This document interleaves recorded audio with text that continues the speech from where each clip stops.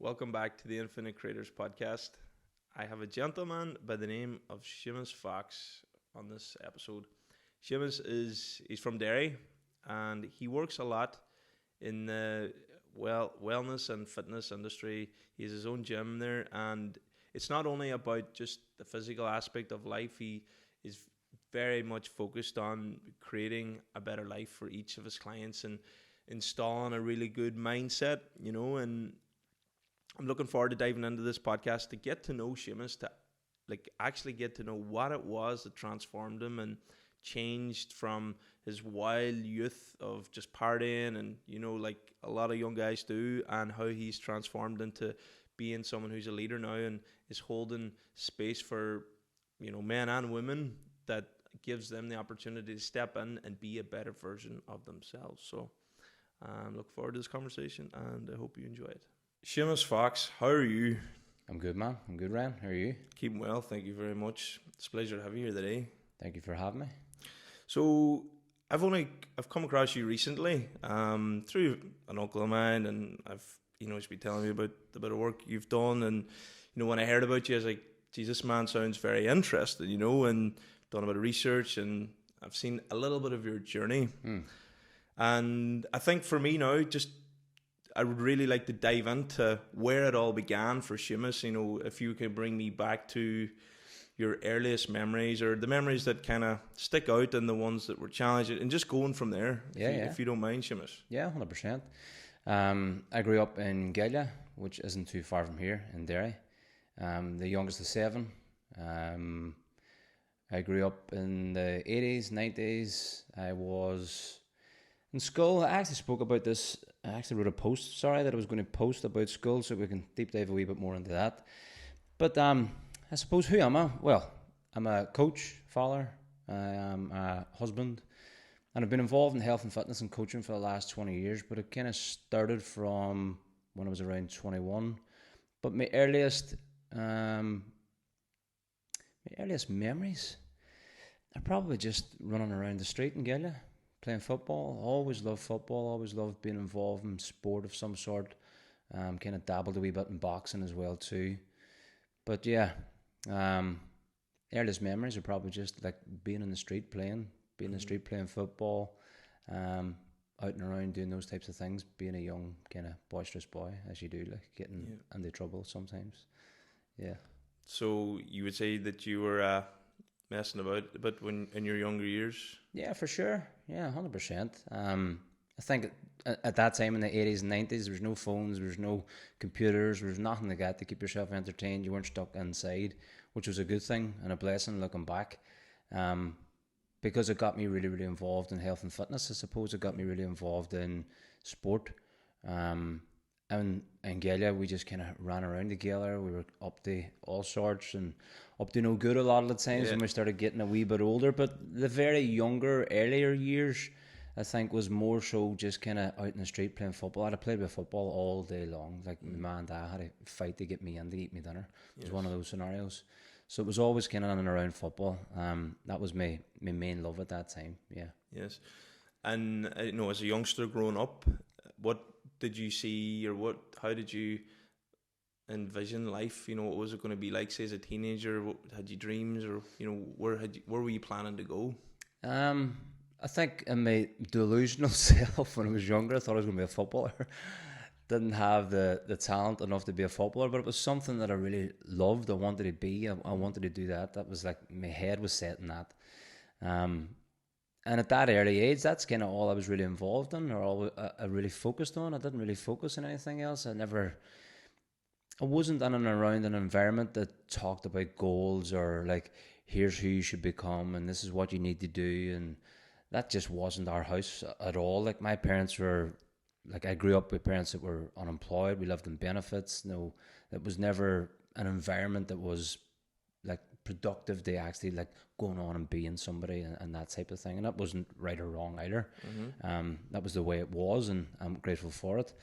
But it just wasn't that thing. I just didn't have that type of outlook. Definitely didn't have it in school, for sure.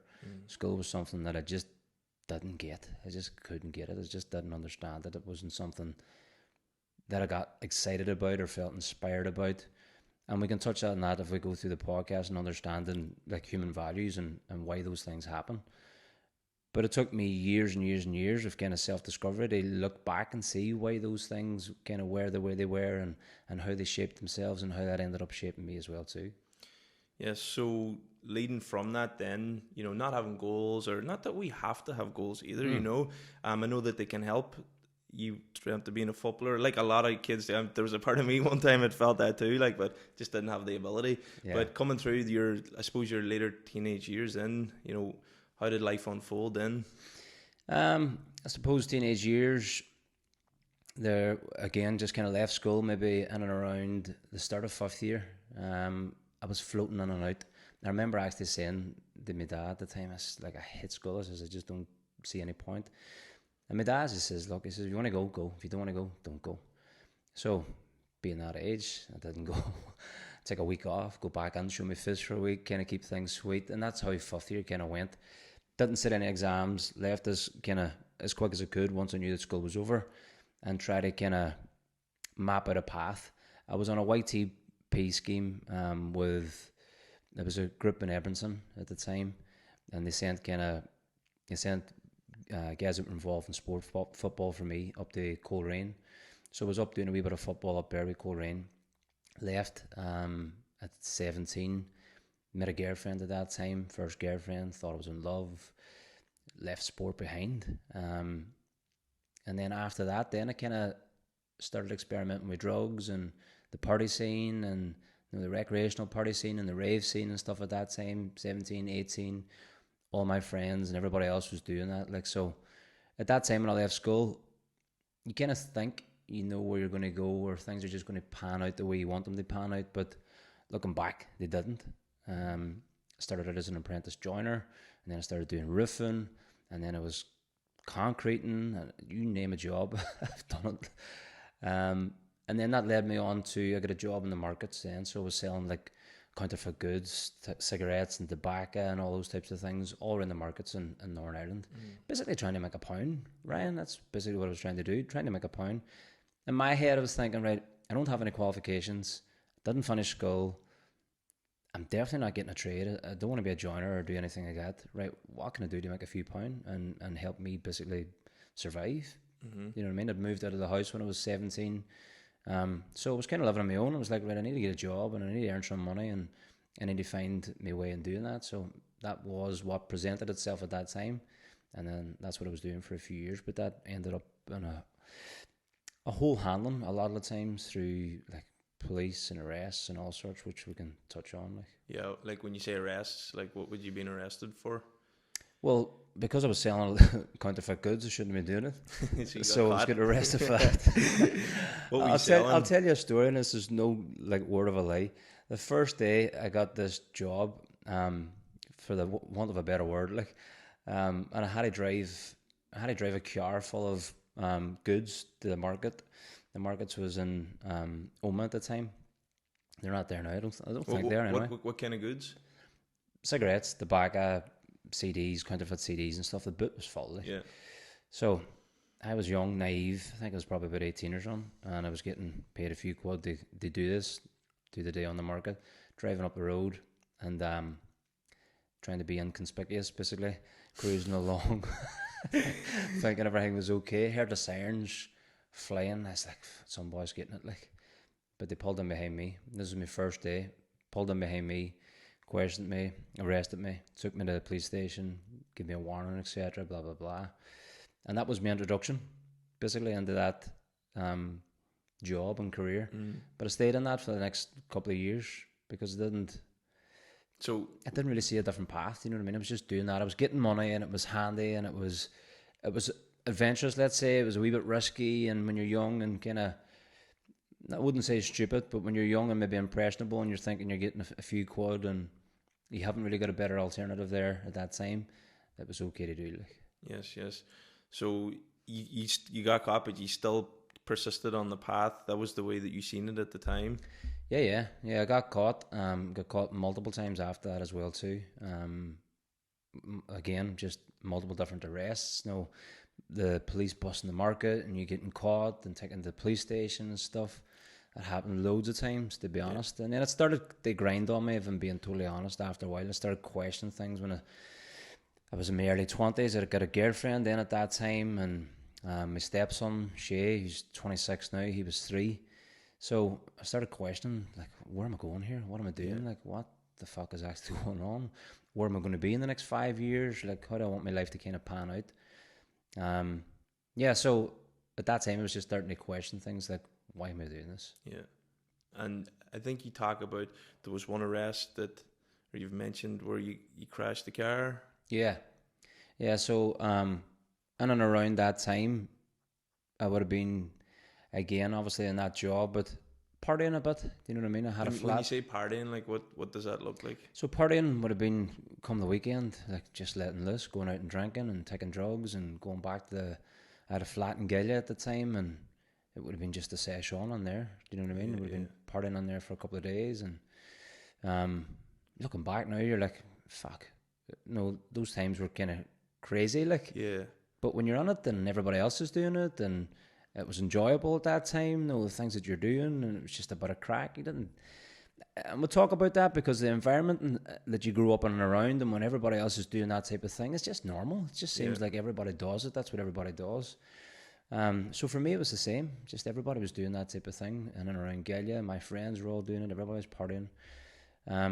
But that occasion, I think it was probably about 22 or 23, and I had been partying in the flat for a couple of days. Me and my wife, who is my girlfriend at the time, we'd finished, and we were finished for a while, and my head was kind of gone. And at the time, my mum was in hospital, and not to say that that's any reason or excuse at all, it wasn't. But I think I was probably feeling sorry for myself in some stage, or acting a victim, and I was like just going on the rampage partying. But I've no real recollection of actually getting into the car and driving. But I remember obviously then when the impact. So I smashed my car head on the wall in the Brandywell in Derry. It was about 10:30 a Saturday morning. And then just commotion ensued from that. So I got out of the car, and there was a guy there that seen me, thought I was a joyrider. And rightly so, he smashed me and put me in my ass. And when I got up to try and explain and what was happening and stuff, it was pointless, do you know what I mean? So that just turned into a massive commotion. There was just, it seemed to be chaos there that morning, me being out of my mind, drunk and everything else. I tried to get away, tried to walk up a Lomer Road to get out of the road, but the cops came. Thankfully now when I look back on it, because it was a turning point, cops came, arrested me, took me to the cell on the Strand Road. And I was that out of my mind. I don't think they took my bloods there and then. They put me in the cell.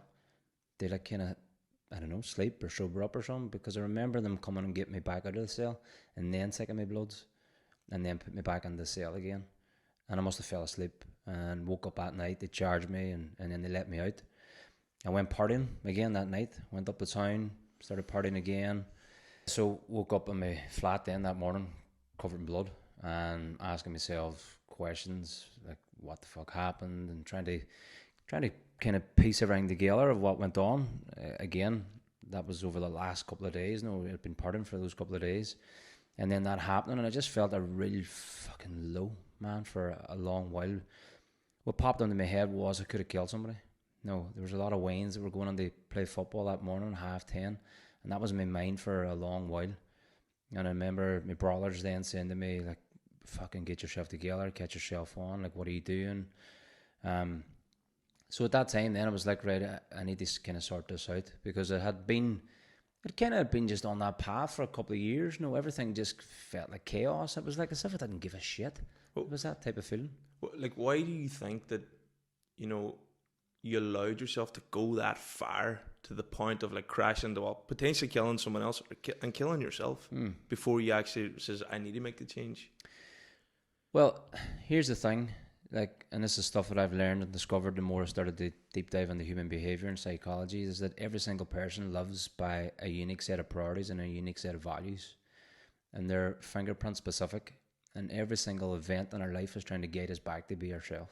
Trying to get us back to be authentic, to live by our truest values. Health and fitness was always one of my highest values, always trained, always been involved in sport. Right up there, was about 17, 18, stopped it, and then went on that crazy journey of, now don't get me wrong, I'm still training bits and pieces in between, but it wasn't where I am now or where I was before. And every single event is guiding us back to be who we're supposed to be, whether it's that extreme or not. That time I didn't see it that way. Obviously, with hindsight and introspection and doing a lot of work that I've done, I've seen that event as it was something that had to happen. And most people will call that sabotage, but it's self-serving. Every mechanism is trying to get you back to be who you're supposed to be. So that event, as extreme as it was guiding me back to be who I'm supposed to be, to live in my highest values. Because after that event, once I started to kind of straighten myself out, what did I do? I got back into training again. I got back into health and fitness. I started bodybuilding. A year and a half later, I competed. I won a local bodybuilding show, the Northern Ireland First Timers category. That was in 2005. That gave me a platform to then become a personal trainer and start coaching. And from 2005, then onwards, that's what I've been doing. Actually living in my highest values and being who I was supposed to be. But all of those different paths and the things that I was getting up to and the things that I was doing wasn't me. So that event was a way to bring me back to do what I'm doing right now. Yes. And when you say like who I am or who I'm meant to be and, you know, your truest values, like what is that? For me, my highest values, and they kind of shift and change as you get older, and they can shift and change by certain circumstances, etc. But your values are intrinsic. Your highest values are intrinsic. They'll be the things that you're naturally inspired to go and do every single day, the spontaneous actions that you take when you feel most inspired, when you have most energy, where you're most organized, where you're most focused. That's you being yourself. That's your authentic self. Your authentic self is not exaggerating yourself and minimizing yourself. It's being in the middle and seeing both sides of yourself, the good, the bad, the ugly, the pain and the pleasure, the devil and the saint, let's say. That's you being in your highest values and being your most authentic. So at that time when I wasn't doing those things, when I was living outside of my highest values, that event happened to get me to fucking wake up. They bring me back in the like authenticity. So I humbled myself. That humbled me as well too.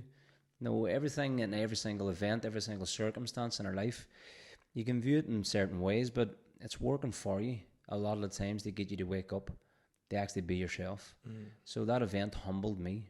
I ended up in, as I said before we started, it wasn't all plain sailing after that. It wasn't as if things just started to click and all of a sudden, right, I'm now a coach and everything works out.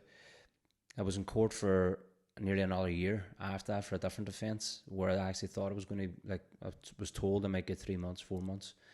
And I was fucking panicking. What was that event? That was over my former job and career. Like I got arrested. I was getting sued by Sony and PlayStation, and the cops had arrested me. I think I was getting done for, at that time, it was over £50,000 worth of counterfeit goods. So I was up and down the court Noma for a while. And I remember at that time going, if I could get off of this, then that's it. I'm going to start to change. And that's when I started getting back into my training again. Started getting back into bodybuilding. Well, in the bodybuilding kind of for the first time. Stopped drinking, stopped going out, partying and things like that. It wasn't forever. But at that time, I went and watched the show with Big Dave Fox, who's a friend of mine, and I suppose was probably my first mentor. I never really knew what a mentor was, but he owned the gym in the Strand Road, Pro Gym, still does. And I remember going up to Belfast, up at the old Park Hotel in Belfast. I don't know if they do the show on there anymore now. But I remember looking at all the guys on the stage competing. I was like, fuck, I'd love to do that. No, I'd love to put my head down and do that. He says, put your head down for a year. He says, and you could do it. The following year I was on the stage, won that show. And then that gave me that platform to start actually becoming a coach and a personal trainer. Started working in Dave's gym for a while. Loved it. Just loved being in the gym and, you know, seeing other people coming in and just the buzz and the environment. Because before that, I was, in between that time, I was dispatching. I was an adult then at this stage. I was 23, 24, and I was doing 12-hour shifts for £3 an hour, dispatching. I had my now wife and a kid to kind of support. So again, it wasn't where I wanted to be, but I was fucking happy enough on there. I wasn't like doing stupid stuff, and I felt like I was on a path to improving, let's say. Mm-hmm. You talk about the that event was the event that kind of changed you. Do you know? So like, but you also say that everything is trying to change you, but it took that one to finally, push you to make the change. And I think that's something that's so important, because sometimes people they have they're being presented with these opportunities all the time, but they don't take that opportunity. They just keep going down that road. Why is that? Why are we like scared to change, even though it crosses our mind? It's like a behavior. They're like, no, well, it'll be all right. I'll just keep going down this road. The road gets darker. Like, Yeah. Ultimately, because people perceive that there's more benefit in it than they do what they're doing, then there is benefit to changing. We only do anything when we perceive a benefit on it, and sometimes that's to the most extreme. So in the form of drink and alcoholism or drugs or addiction or whatever it might be, every addiction has a sub-addiction. So underneath that, there's something that person's moving away from, and the addiction is what they're moving towards. And unless the sub-addiction is actually really revolved and balanced out, then a lot of the time the addiction just keeps on happening. So change a lot of the times for people can be really, really challenging and tough, because they're perceiving more benefit in staying the same than they are in actually changing. So they have this fear of that new change, and it's like the unknown. Yeah, it's not necessarily the unknown, because we can only fear what we have in our mind. We can't fear the unknown. We can only fear the content that we've had in our mind. So that comes from like past experiences, or what we've experienced growing up, or how we've been conditioned, or whatever it might be. Yeah. So for me, there's like, if you look at fear, there can certainly be a fear to change, for sure. The fear to change a lot of the times can be because of maybe they tried it before and it didn't work out. Maybe they tried to change before and it didn't work out. And then there's a fear based around that. The pain of actually trying to change and go through that process, and it not working out, is something that they maybe don't want to face again. But a lot of the times when it's to the extreme, in the form of addiction and just going down that path and not really wanting to change, it's because a lot of the times you haven't really resolved what's under the hood. The addiction is just a symptom. It's what's under the hood needs to be resolved.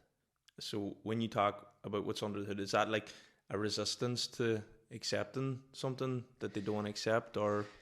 For me, it's looking at things in a different way. So a lot of the work that I've done over the last 5 or 6 years, especially a lot of the work that I've studied under Dr. John DeMartini, under human behavior, is when we have an imbalanced perception of how we think a thing was, then we've stored that subconsciously.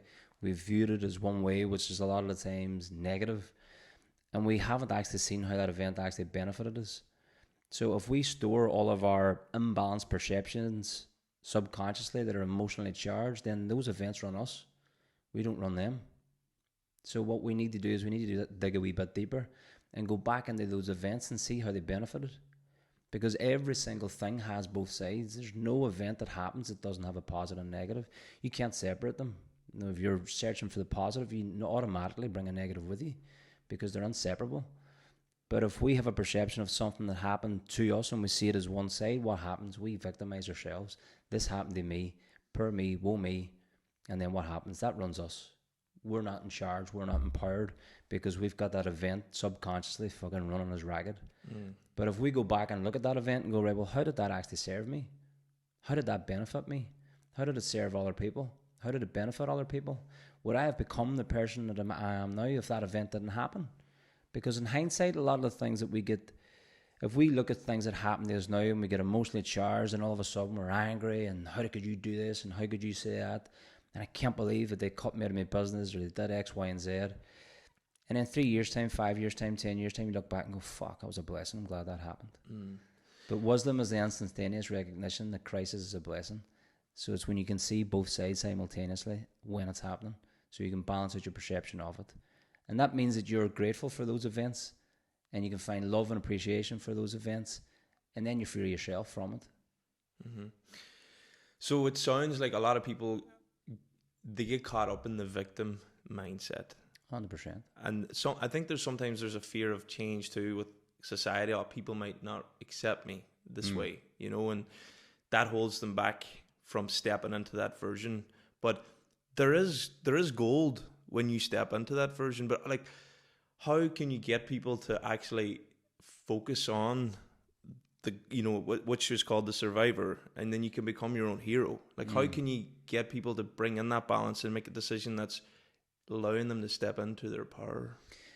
For me, the first step is actually identifying what their values actually are. I think most people have an idea of what they think values is. It's usually words like honesty and integrity and all these words. And there's nothing wrong with them, but they're not real human values. You'll see loads of companies and businesses with like their values are honesty and integrity and hard work and this, that, and the other. But then every single person like does something that's not honest, and they don't act with integrity all the time. Because we're human beings, and as human beings we have our own intrinsic values, and our own intrinsic values are trying to be met every single time. So if a person doesn't know what they actually really value, I think that they do, but they're maybe not crystal clear on it. If a person doesn't really know what it is that they actually value, then it's hard for them to like map and plan their life out and structure their life and their days and their weeks and their months in and around what they find most inspiring.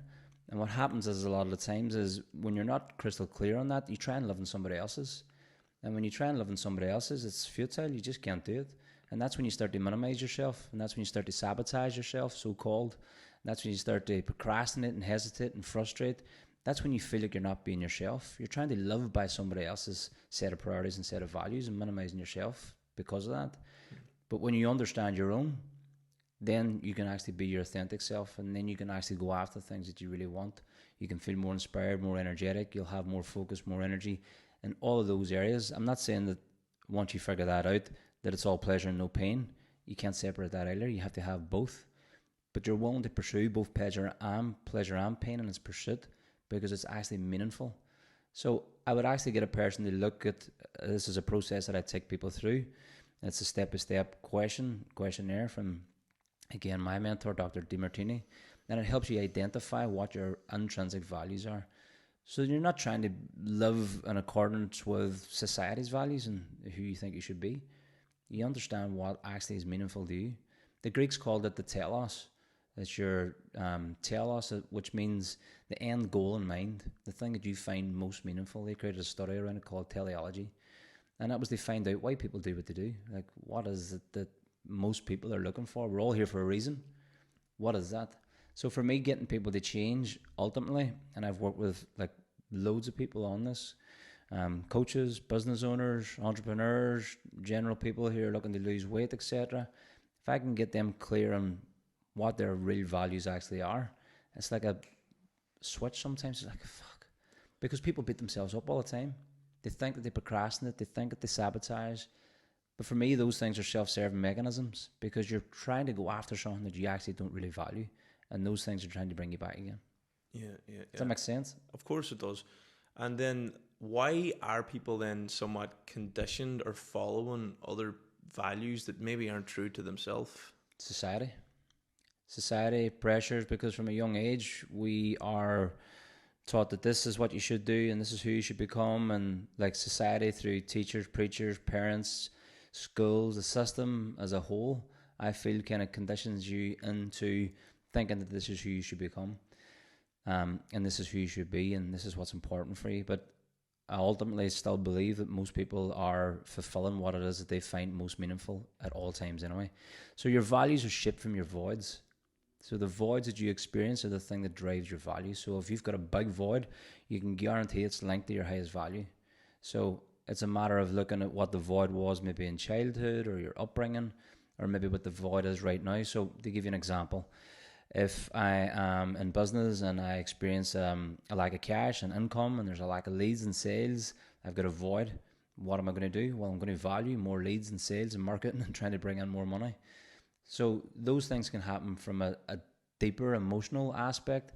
Let's say in your upbringing that you didn't experience love or connection, and as a coach or as an entrepreneur or as the thing that you're doing, you experience love and connection. I did this exercise at one of my talks, and a girl made that connection for the first time. I got her to write out her voids, biggest to largest, biggest to smallest, and then I got her to see what it is that she does every single day. One of the big voids that she had was love and connection. and she's a carer. So she goes into homes and cares for people. And she says, I'd never seen that before. She says, that's where I get love and connection.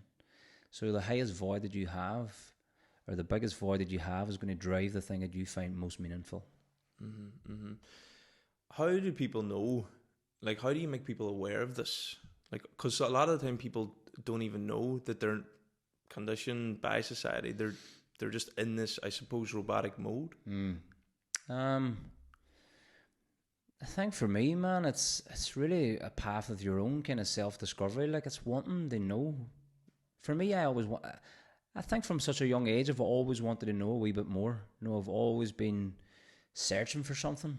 I've always felt like I was searching for something. I didn't really know what it was. And it's been in many different forms. Knowledge and experience and connection, and I've always wanted to know more about myself. I always wanted to know more about who we are and why we're here and the cosmos and what's going on and what the fuck are we doing on this spinning ball. What's it all about? So that's always led me down a path of just studying and trying to find out more. And then certain events and things that happened in my life have also directed me towards that as well too.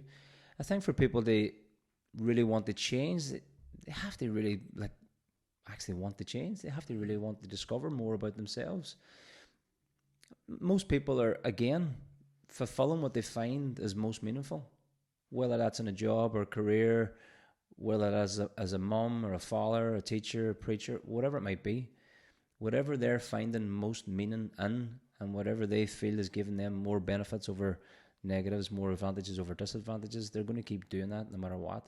Could they do it to a better level? Could they be more of themselves and expand more in their lives? Yeah, 100%. But every single person, as I said, has a unique set of priorities and values. And if we try and think that this person should be us, or why are you not doing that, it's a futile attempt. There's going to be conflict.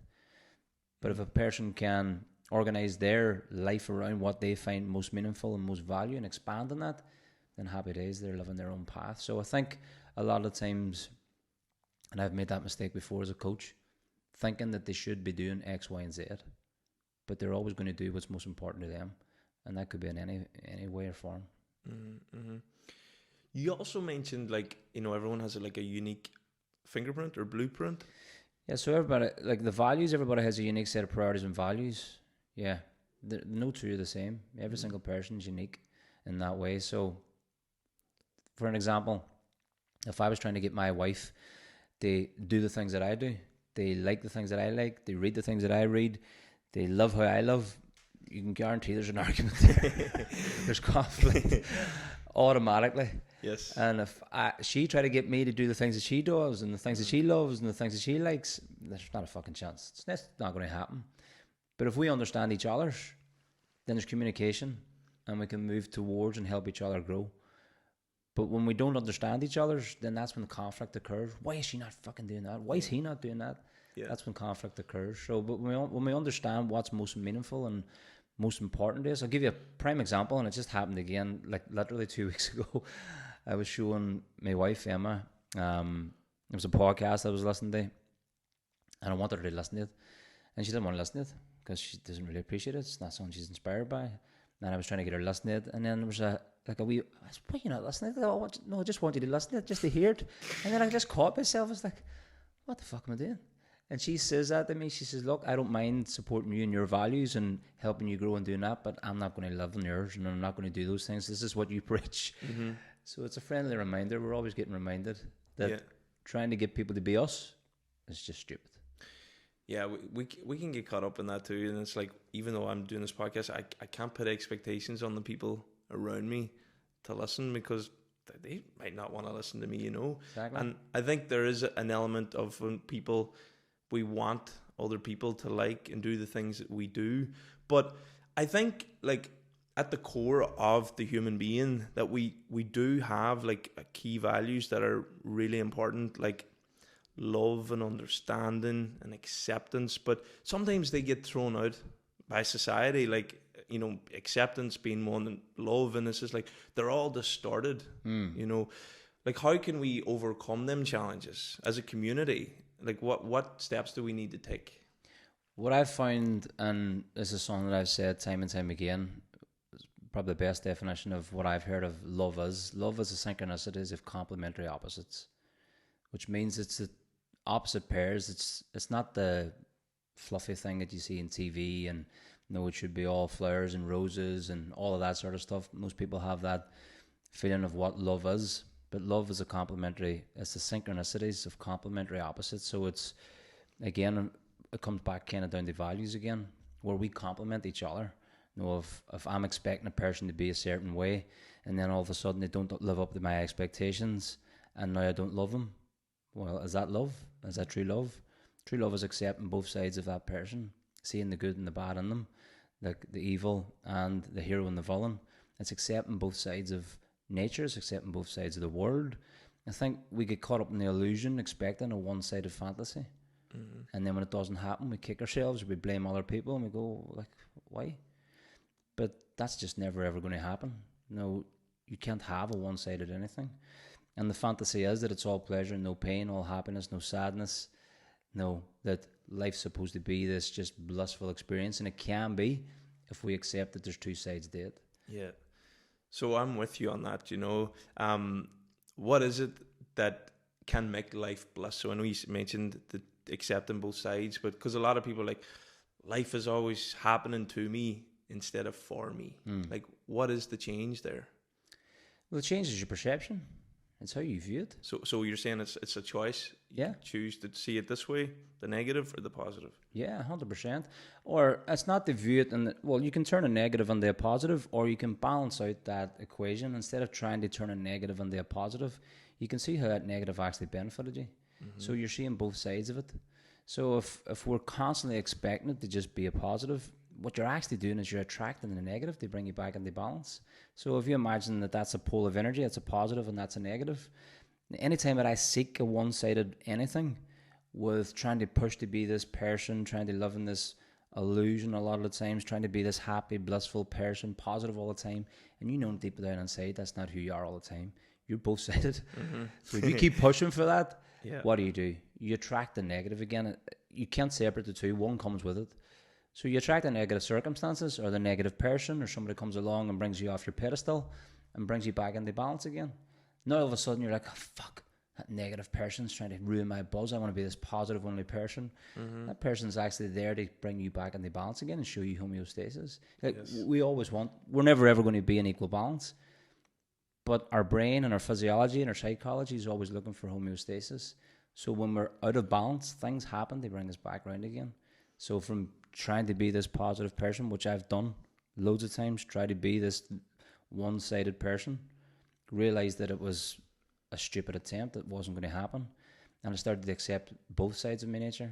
I started to accept that sometimes I'm happy and I'm positive, and sometimes I'm fucking angry and annoyed, and if you support me in the things that I really value, I'm usually a wee bit more happier. But if you challenge me in the things that I value, then you're going to see a different side. And every single person is that way. If they would accept both sides of their nature, I think that people could feel more whole and authentic with themselves, that they're not trying to live in this facade, if that makes sense. Yes. Are you aware of the 7 laws of the universe, the Kabbalion? Yeah. They talk about the law of polarity. Yeah. So it's like there's a positive and a negative, and up and a down and in and out. Yeah. And yeah, right. It's like it's law of contrast, same thing. Yeah. So we think being positive, but it's actually positive and negative, or they can both be positives or both be negatives. It's like living along the middle. Yeah. And that's like a law that exists. Yeah. Above us. It's a universal law. It can't be broke. So there's another one as well called the law of heuristic escalation, which is order and disorder. Whenever order is imposed, disorder is created to bring balance. Whenever there's disorder, order is imposed to bring balance. When there's a war going on, there's a rally for peace. Mm-hmm. These things are happening all the time. Yeah. And this is always going on. Yeah. And I think sometimes in our delusions, we think that we can change it. Yeah. But it's happening. And then that's like the law of rhythm, which swings to the left, must swing to the right. So as happy as you can be, you're going to feel sadness on the exact same level. 100%. So it's bringing it into the middle all the time. And it's happening simultaneously. Yeah. Your brain's doing it. Whenever you big yourself up, you automatically, if you're being conscious, you'll see that you're bringing yourself down at the same time. you'll become aware of, right, well, if I start to act cocky and big myself up, if you don't bring yourself down, somebody else will. Somebody will give you a comment, or somebody will come along and bring you back down again off your pedestal. Yeah. And that's naturally happening. When you're in a pit and you're beating yourself up, what happens? Somebody comes along and they bring you back up again. Yeah, it's always going on.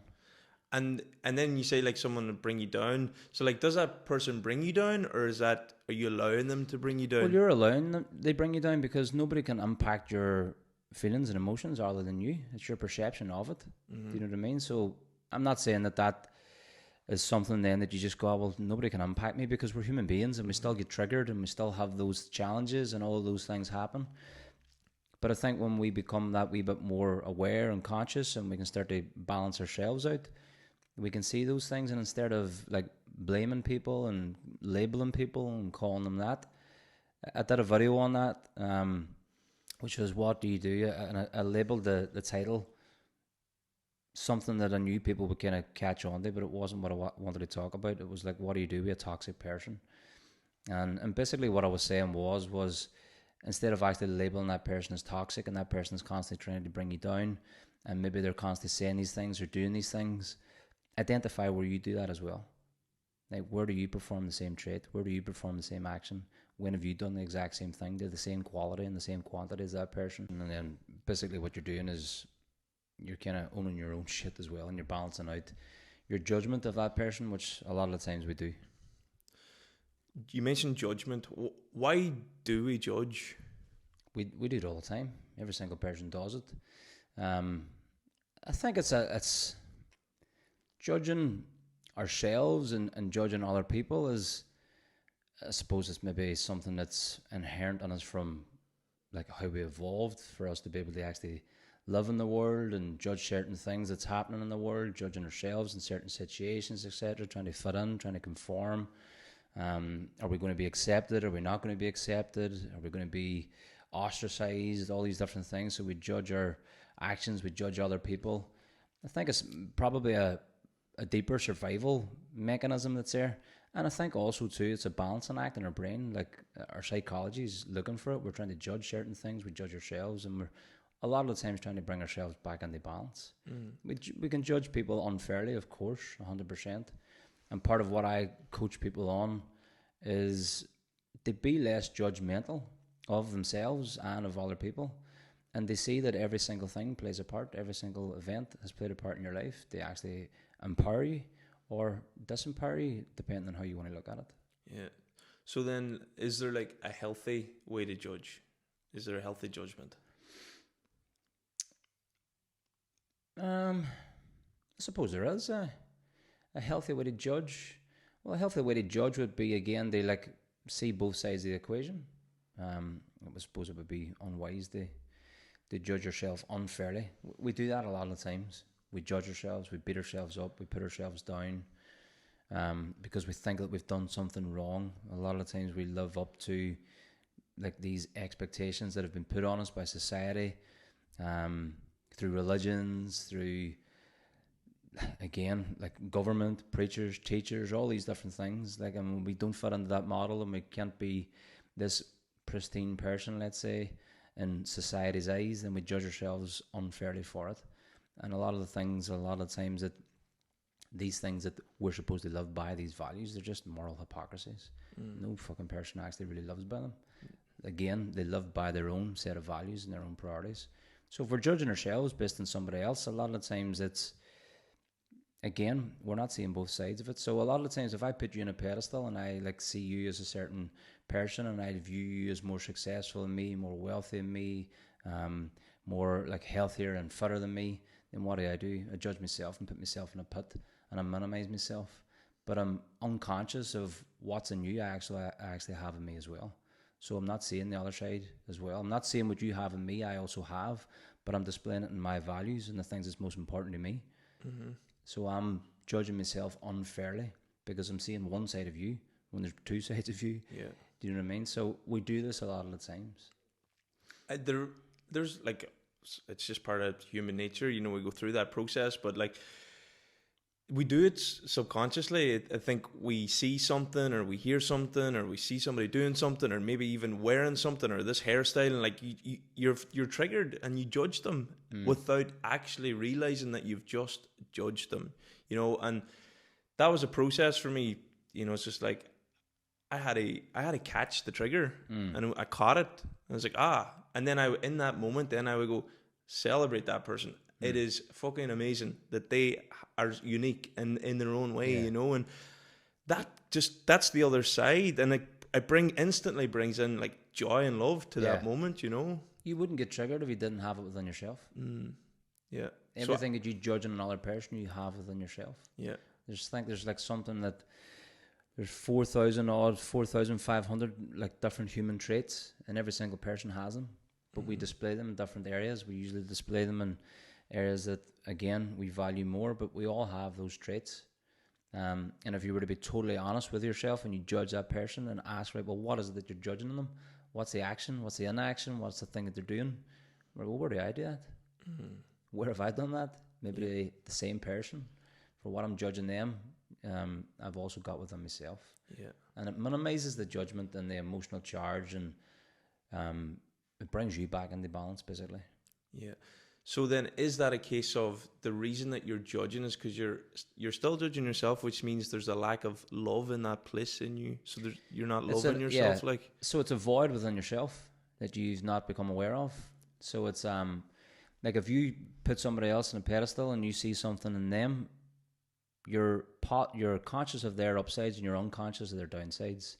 And at the same time, when you minimize yourself, you're conscious of your downsides and unconscious of your upsides. So it's an unbalanced view. So whatever thing that you've judged in them, go and find it within yourself. Yeah. Go and see where you have it. Go and see where you display it. See where you actually represent and do the exact same thing to the same degree, but it's going to be in your values. It's going to be in the area that you prioritize and value most. So it could be as a mum. I'll give you an example.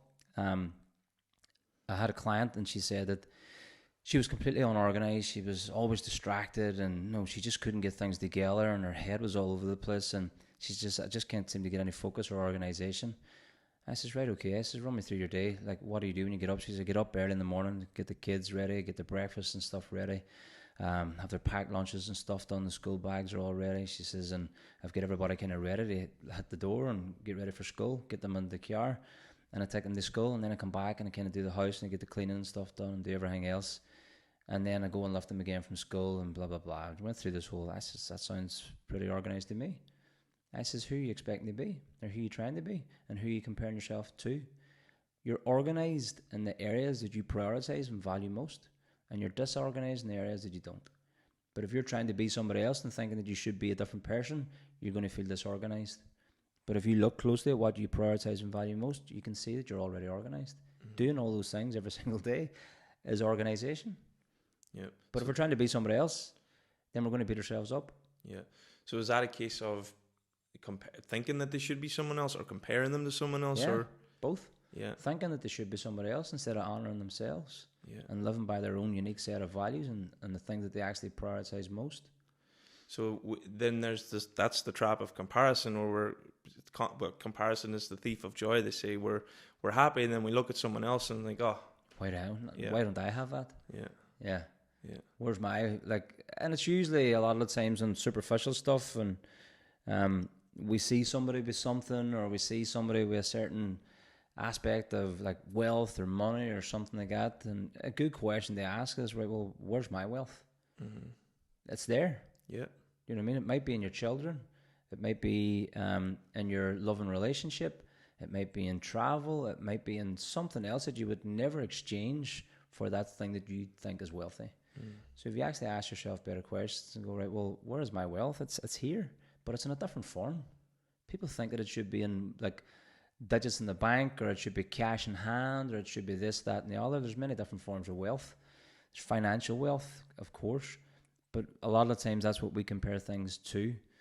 But again, if financial wealth isn't high in your values, then it's not really going to be there. It'll be in a different form though.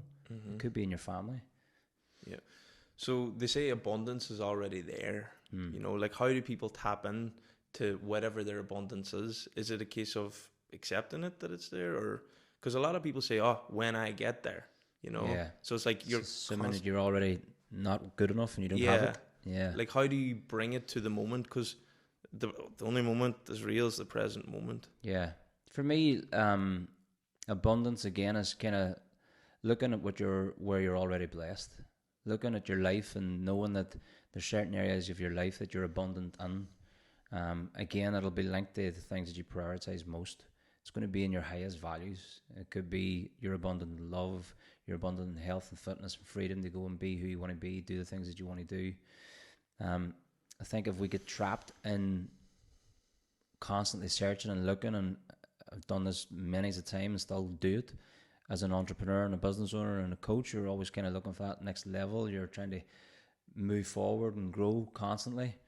And then you kind of catch yourself and go, right, well, if I look at everything that I have here right now, would I change it? Like, am I not already abundant? You have everything that you need at that time. But if we're constantly searching outside of ourselves for something, then are we ever really going to find it? Because it's a feeling that you think that you're going to get, and that feeling's already inside you. But if you're constantly putting it on the end of the month, or it's going to be next year, or maybe I'm going to get it when I retire, it's a trap of that. There's actually a book called The Happiness Trap, and there was a podcast I did with a guy who was a former mentor of mine, Chris Evans, and this will bring that into perspective brilliantly. And he talked about the illusion of the finish line. So he had created multiple 8-figure, 9-figure companies, and he woke up one morning and he's like, "Is this it?" He felt trapped. He felt completely closed in. He felt trapped. He felt disillusioned, unhappy, depressed, anxious, all these different things. And he's like, "No, it's just like, it's next month. No, then that feeling's going to come when it's the next best month, or it's the next business that we create, or it's the next thing that we do. Then I'm going to get that feeling that I'm searching for." It never fucking arrived. And it never does. And because we're constantly searching for that thing that's unattainable. Yeah. We think that if we get to this like certain period or certain time, what we've done ultimately is we've exchanged the challenges that we have now for a different set of challenges. That's all we've done. So we've maybe moved up the ladder, but we've now got a new set of challenges. We've now got a new set of pains and pleasures. We've now got a new set of growth and support and growth and challenges. All the things come together. They're just at a different level. I think the delusion is that when we get to a certain place, it's again going to be that fantasy where it's all happy, everything's abundant, everything's peaceful, and everything's the way it should be. And it's a disillusion. We've just swapped the set of challenges that we have currently for a different set. Yeah. So it sounds like what you're saying, there is no destination. It's a journey, and it's a never-ending journey. And to appreciate where you're at right now in the moment, instead of the when I get there, this day, that day, What about yourself? Like, I'm sure there's many times that you've set goals, things that you wanted to do, wanted to achieve, and you thought, right, well, it's just going to be there, and then you get there and you go, is that it? Definitely. I spoke about it too. I had a business in my 20s and all this, and I had these goals, and when I got there, I was like, what?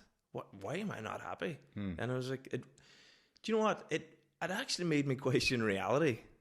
And that just sent me in a whole different direction. And what I learned from that experience of business and money and all that jazz was that it was taking me further away from who I was, but the further I went away, I got to turn and come back inward. And I then got to experience, actually, this is who I am.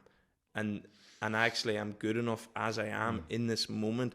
And nothing really, like, yes, we need money to survive and all that there, but like, it's never going to bring you happiness. You have to be happy with who you are in the moment. And then I was like, I'm happy with who I am eventually, after a few years of doing all that. And then create from that space.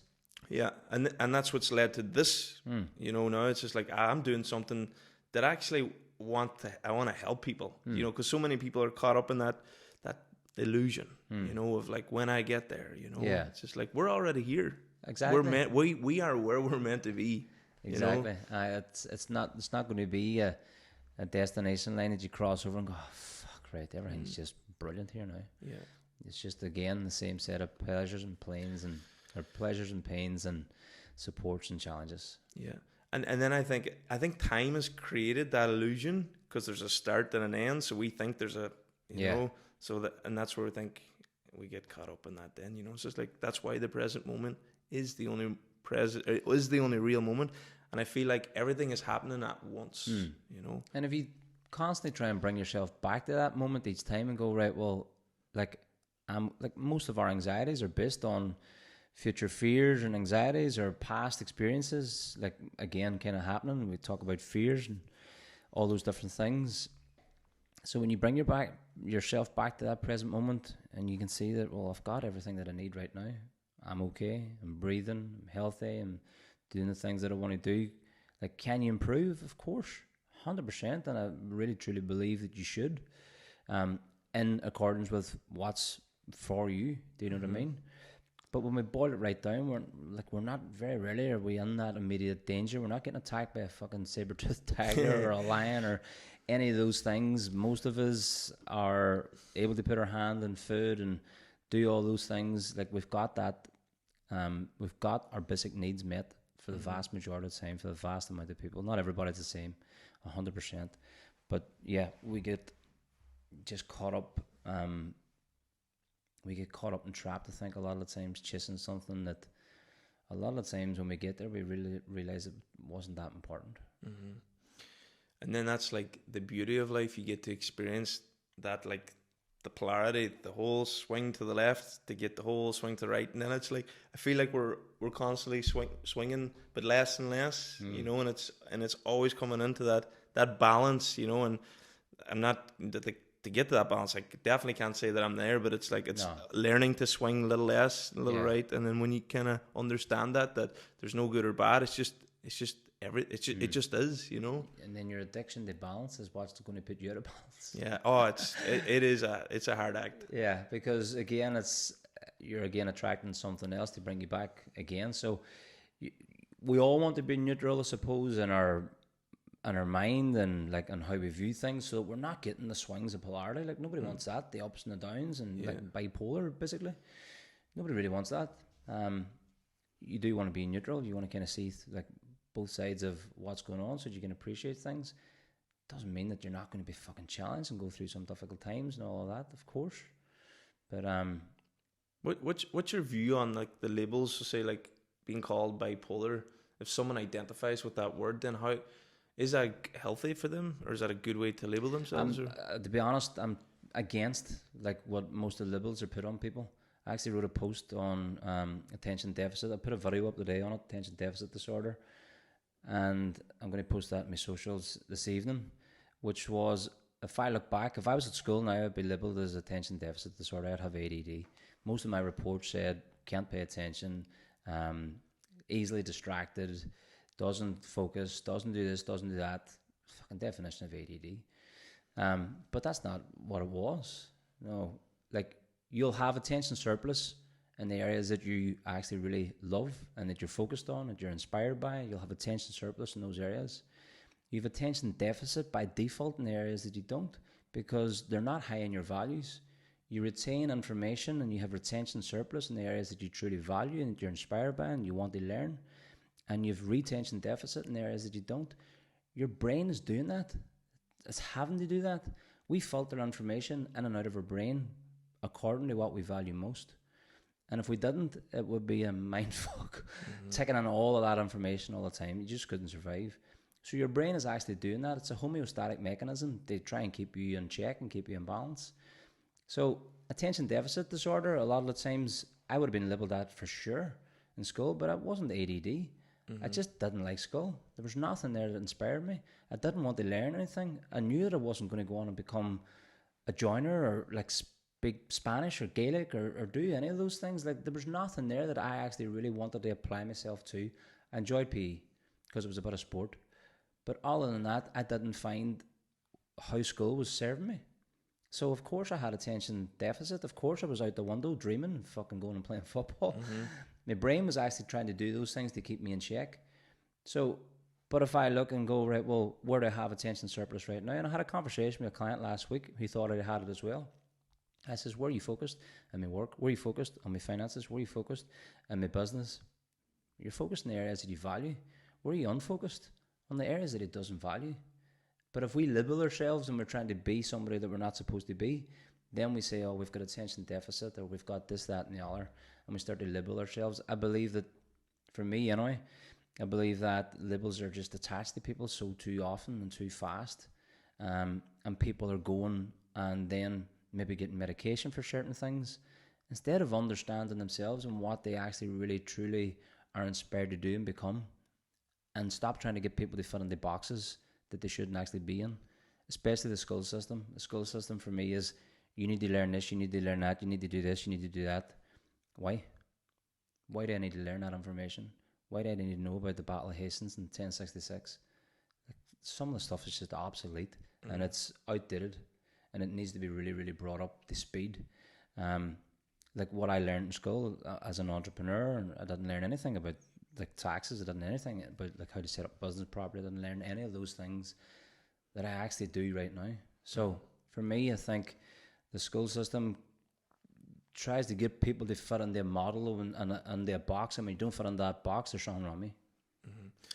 So it's like, if you don't fit the system, this is the label you're getting. Yeah. Yeah. Now there's something wrong with me. Yeah. Which isn't true. Just because you didn't have an interest in it. Yeah. Yeah. So, but then sometimes these people, these kids who get these labels, grow up into adults, and then they accept it, or they take this belief on because they've been programmed from a young age. Like, how can they let go of that program that they have wrote? You know, their brain is wired that way. Instead of even getting to there, like, and I went through this with a client when she talked about her son, and I asked, where is he focused? Where does he have attention? Where would he sit all day long and not move around? Where does he actually like want to learn, and where does he want to be? And she was able to identify it. I says, well, he's doing what's most important for him. He's learning and he's focused and he's got energy and he's inspired to do the thing that's most important for him. But if we try to get him, or you try to get him to fit into this model that's not that inspiring, or not what he actually truly values, then of course there's going to be conflict, and of course there's going to be certain aspects of not paying attention and not being focused, and because he doesn't want to do it. Like, we all know that from school. Like unless a person really loves school and what they're studying, they'll come home and do their homework. Try to get me to come home and do my homework. It was an absolute nightmare. I'm not sure. I've maybe done it a couple of times, but there wasn't a chance. I wanted to come home, throw a bag in the school, forget all about it, go out and play football. That's what I wanted to do. Now, there's a linking exercise that you can do. You can link lower values to higher values. And it's a process that gets you to find the benefit in doing X because it'll benefit this. So let's say I'll give you an example for me as a coach. Let's say it's weight loss. So if I have a client who says that they want to lose weight, but they're not losing weight, even though they're constantly saying that they want to do it, it's not happening, they're still not losing weight, well, it's not that valuable for them. It's not really, really high in their priorities. Even though they know that it's going to be a massive benefit to be fitter, stronger, and healthier, other things are more priority. So if other things are more priority, then their actions are going to be revolved in and around that. But if I get them to start linking the benefits of you being a fitter, stronger, healthier person, let's say their family is their number one priority. Well, how would it benefit your family if you're now fitter, stronger, and healthier? And start to list those benefits and start to link them, like 20, 30, 40, 50. And when you start to link the benefits and you start to see that, then all of a sudden you're starting to make the connection. It has more meaning for you. You're starting to change your behaviors according to it. You can get the emotional connection there. And then over time, neuroplastically, your brain begins to shift and change then as well too because of that.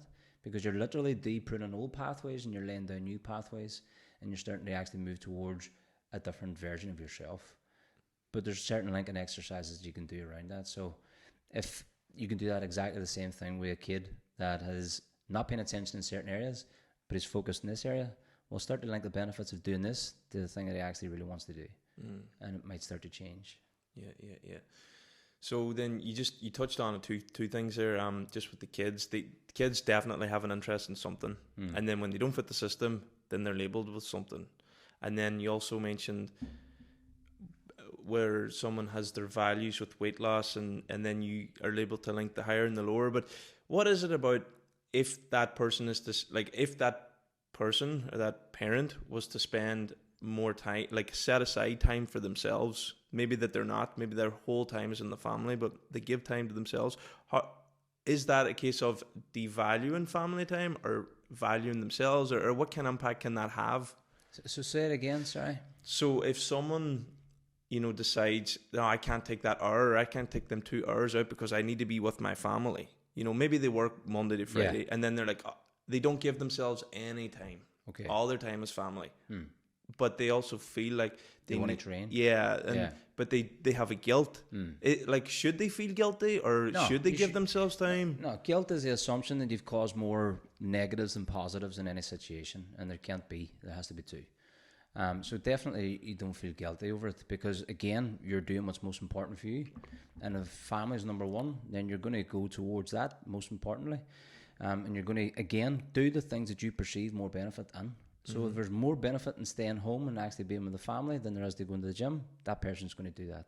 Yeah. So if they do want to change, then they go through the linking exercise, and then what they need to do is they need to structure their day and go, right, well, when is the time that I can actually get to the gym and train without it impacting my family?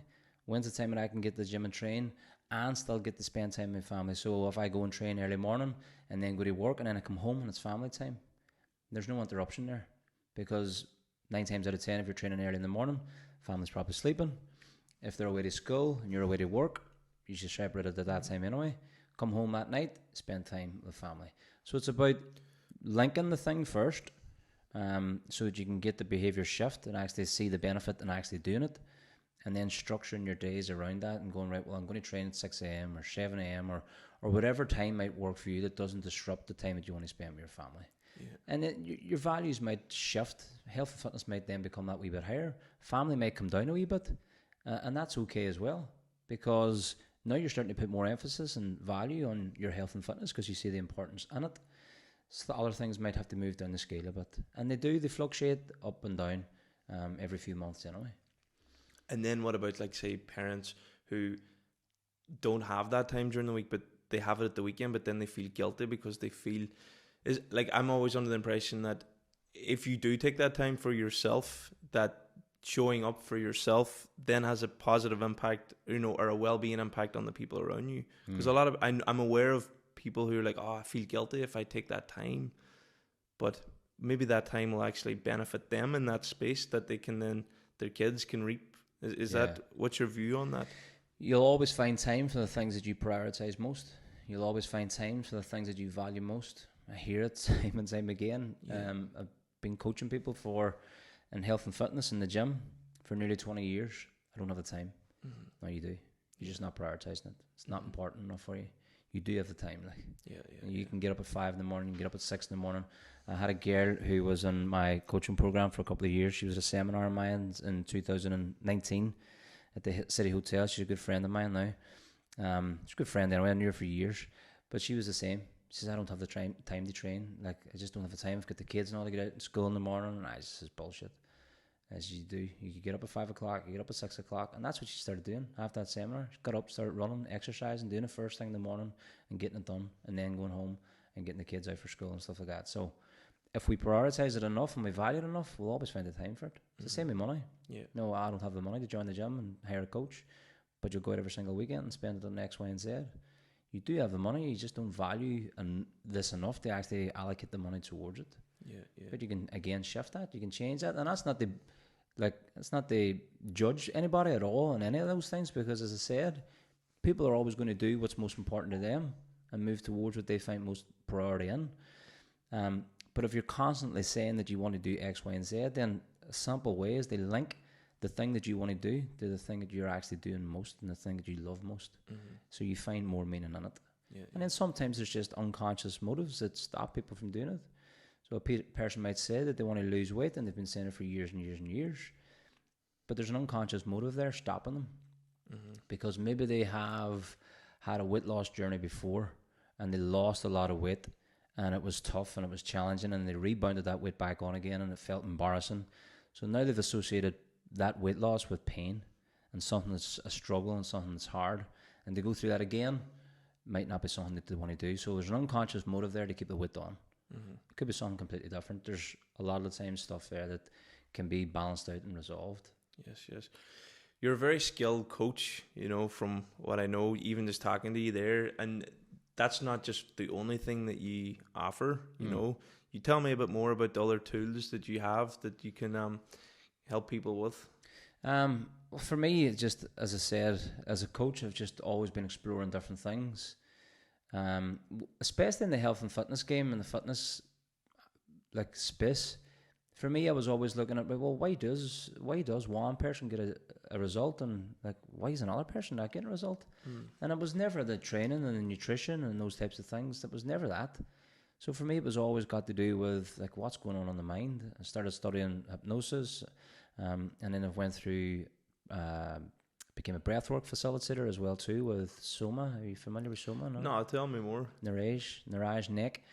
Did that through lockdown, so I became a facilitator in breathwork as well too, which is another like fantastic tool. Like, can you give me like a bit more depth into the technique and what it can do?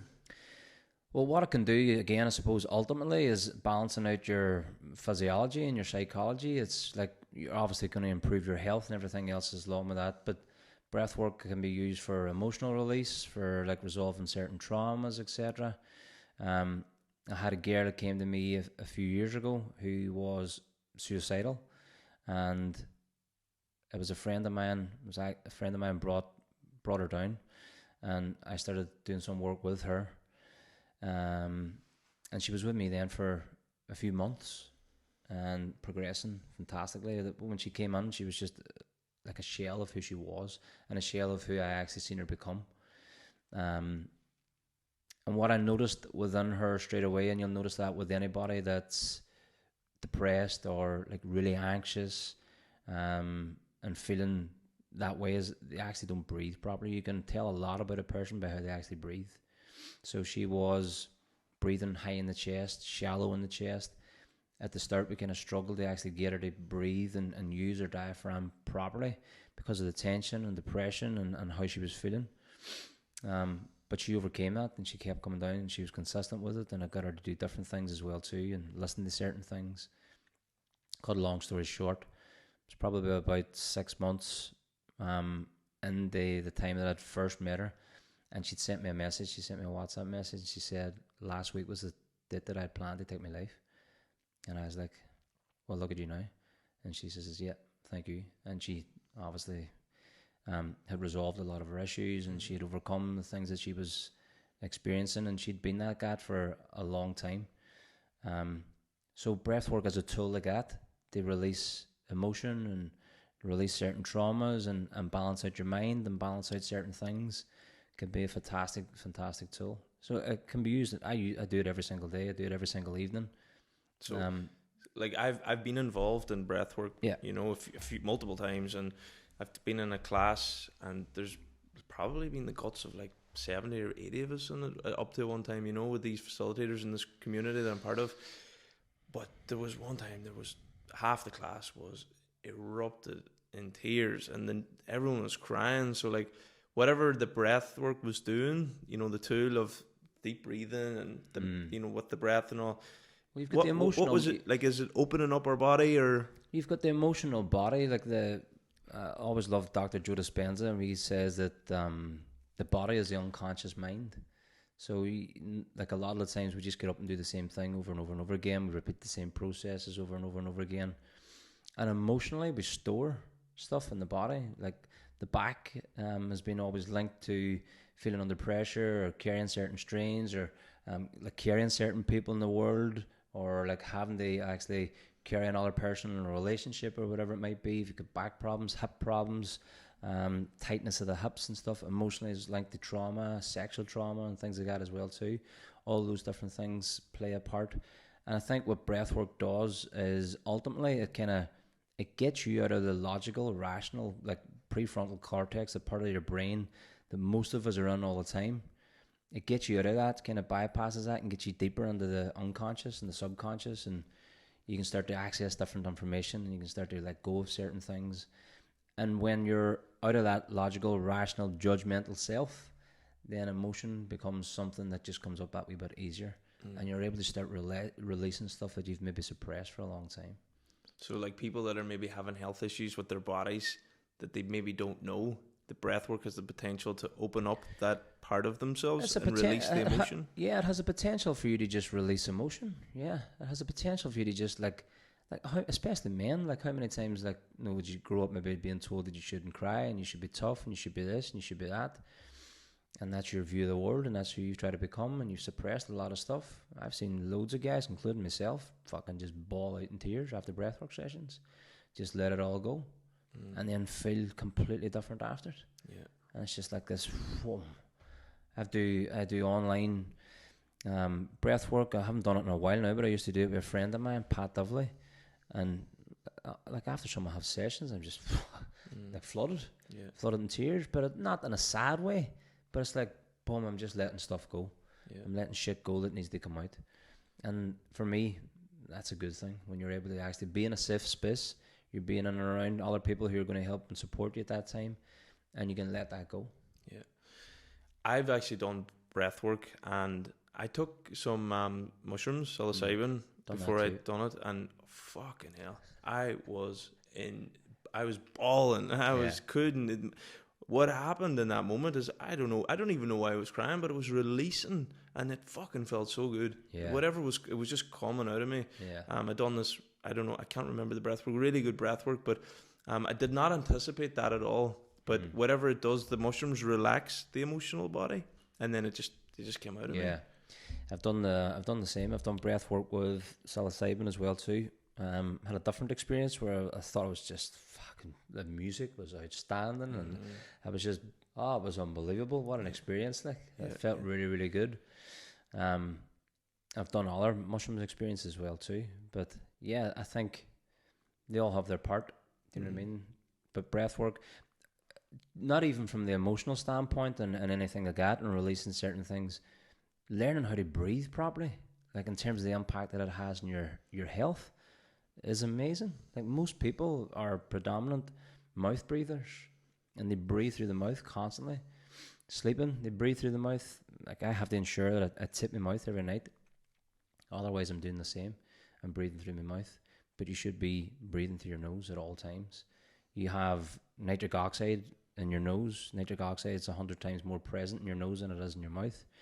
And nitric oxide acts as a vasodilator, so it opens up your blood vessels. So when you breathe through the nose, you actually oxygenate your blood better, so you're getting more oxygenated blood around the system because it acts as a vasodilator. So you're getting more oxygen breathing through your nose. You're actually getting it filtered as you breathe through your nose as well too. And when you use the diaphragm properly as well too, and you're breathing through your nose, then there's studies that say that you're actually circulating the air into the lower part of your lungs better, where most people are breathing high in the chest. And when you're breathing high in the chest and you breathe through the mouth, what are you triggering? You're triggering the sympathetic nervous system, which is a fight or flight, freeze response. And what are most people all day, every day anyway? Living in their sympathetic nervous system, fight or flight, freeze, anxious.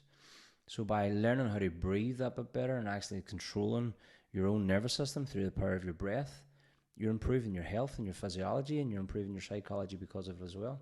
So if you had a practice every morning that you sat down and you did maybe 20 to 30 deep breaths in through the nose, use the diaphragm, push the belly, and like feel that coming right into your chest, and then breathe out. If you did that 3 times, 30 breaths 3 times every single morning, do you not think you'd feel different? 100%. You go outside that door feeling different, feeling more balanced. How do you think your day is going to be? Yeah, it's going to be a whole lot fucking better, 100%. But it's things that we just disregard and don't take into account. Yeah, it's simple things. Yeah, you know, just our health. Yeah, it's funny that you mentioned that. Recently, I started doing 30 breaths in the shower with cold water, and I found it amazing. Yeah, you know, last thing maybe I do before you get into the shower would probably be a safer thing. Before I get into the shower, yeah, you don't want to do it around water, like. You never know if you passed out or whatever. Now, in the shower, likelihood of anything really happening is probably very low. But doing breath work in a pool or in water isn't a good practice at all, because you can hyperventilate, you could pass out pretty fast and then drown. You also talked about, I think it was Bufa? No, Wachuma. Oh, what you talked about Wachuma? Yeah. Yeah. Can you tell me a bit about that experience? Did it last May in Mayo. A friend, again I mentioned him already, a friend of mine, Pat Dovely, messaged me about putting together a group of around 10 men. I'd always been intrigued about doing plant medicine, and I was looking at ayahuasca and things like that. And then he'd mentioned to me about Wachuma, and to be honest, I hadn't really heard of it. So I started looking at it and researching it and looking at different people that have done it and digging into it a wee bit more. And I says, I put my name down, I'll come and do it. So we did it in Mayo last May, and I was very fucking apprehensive going down and scared. And I mean, like the drive down on my own to Mayo was like, there was a guy who was supposed to go down with me, and then he pulled out last minute. So I had a battle in my head the whole way down, thinking, what am I doing? And fucking, like, other than Pat and another guy, a friend of mine, Kieran, I didn't know anybody else, and you've got all these wee things going on in your head going down, but I'm still committed to going down anyway. Went down, got to meet everybody. We did kind of like the initiation process the night before. We did the different medicines, and we did the what's the name of the stuff again? They're using the pipe. It goes up your nose. Rappy. Oh man, that blew the head of me. Like. Yeah, that's it really did. And I thought, if that's what this is like, what's tomorrow going to be like? Because my head was busting, to be honest. And I was like, you talk about your breath, controlling your breath. So I was trying to use my breath at that time to balance things out. But went to sleep that night, woke up the next day, and then we went through that process of the Wachuma, having the drink. To be honest, it was challenging. It was really, really challenging. But it was powerful as well. It was really, really powerful. It was 10 men there from all over Ireland, different coaches, different backgrounds, all coming together and just being open and being vulnerable and just letting their fucking shit out. You know, there was laughter and tears and hugs and all sorts. Like, it was a powerful, powerful weekend, and we've made good connections with that group as well too, to this day. Like, so the whole experience for yourself, you've done plant medicines. It wasn't what I was kind of expecting, but it was actually what I needed. For me, a lot of the times at the start, and I've talked about it, I recorded on my own podcast last year. I felt it kind of really emotionally challenging, and a lot of anger come up at the start, and I didn't really know how to process it or what it actually was. And thankfully, Mary, who was there, who was a gem, she was able to come and speak to me and actually help me process it better and make the connections, and I was able to kind of let go of it that bit better then. One of my intentions was, when I went down, that I wanted to stop drinking. I wanted to give up alcohol for good. I've been on I wouldn't say a battle, well, I suppose it has been. For the last few years, I've kind of been off and on and off and on, and it was always something that I wanted to just not have, like, the need for. So I set that intention as well too when I went down. So when you set the intention, was that done in the ceremony? It was done in my mind. Yeah. It was done before I went down, like. Yeah. Did you set intentions in the ceremony? To be honest, everybody did as a group, and they kind of shared why they wanted to come down and like what they were looking to experience from it. My intention was that, and just again, I think for me it was to kind of find clarity in certain things that I was doing, find clarity in the path that I was supposed to be on and who I was supposed to become, and things to become that wee bit clearer for me. And about 6 weeks after that, I just stopped drinking. I haven't had a drop since, and it's been probably that path that's been the easiest. During lockdowns, I was off it before lockdowns for 14 months.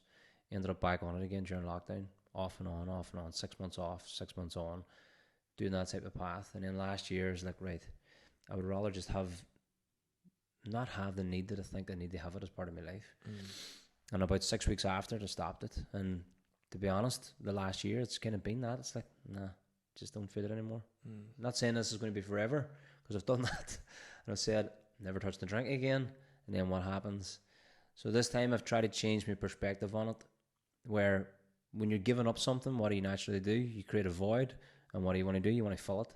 So I've tried to actually see the different side of it, which was, right, well, what do I get the benefit from not drinking? Instead of thinking that I'm losing out and I don't get to go out with my friends and do X, Y, and Z, I can still do that and wake up fresh the next morning. I'm more productive. I'm going to improve my health and improving my sleep. I started to stack up all the benefits of not drinking instead of thinking that I'm losing out, and it was able to help me. Yeah. There are many benefits. Like, I've cut back on drinking too. Like, I rarely have a drink now, but for me, it's just like the benefit was actually just having 2 hours in the evening, just chilling out in the house, going to bed early, getting up, feeling fresh. You know, like that's it. that's all you need. Like, yeah, and it's you don't actually realize like that low level anxiety that you have, you know, through alcohol. And for me, it was, and that might be even just having a couple of beer every single weekend. And again, I'm not demonizing alcohol at all. Fuck, you want to drink. It's your prerogative, so to speak. But for me, it was just something that I've thought, right, I don't actually see the value in this at all. And no, it's deteriorating my mental health. It's like having an impact on my business and the things that I want to do. So no, it just doesn't make sense anymore. But after a couple of months, even 4 to 6 weeks, that wee low level anxiety that you have with alcohol, it just starts to go. It's gone. And then most people think that they use a drink to go to sleep. You don't actually sleep.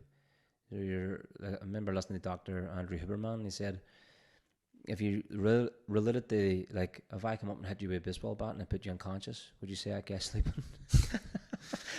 That's what alcohol does to your brain. It sedates you, but you don't actually sleep. So you're waking up the next day and you haven't had a good night's sleep. The brain's not getting to do its processes of cleaning itself out, etc. And how that makes you feel when you're sleep deprived over a period of time is massive. Like sleep, if you were to improve anything in your life, sleep would be the number one thing to actually really, really improve, because it impacts all areas. Like. And is that something that you integrate with your coaching, or? Yeah.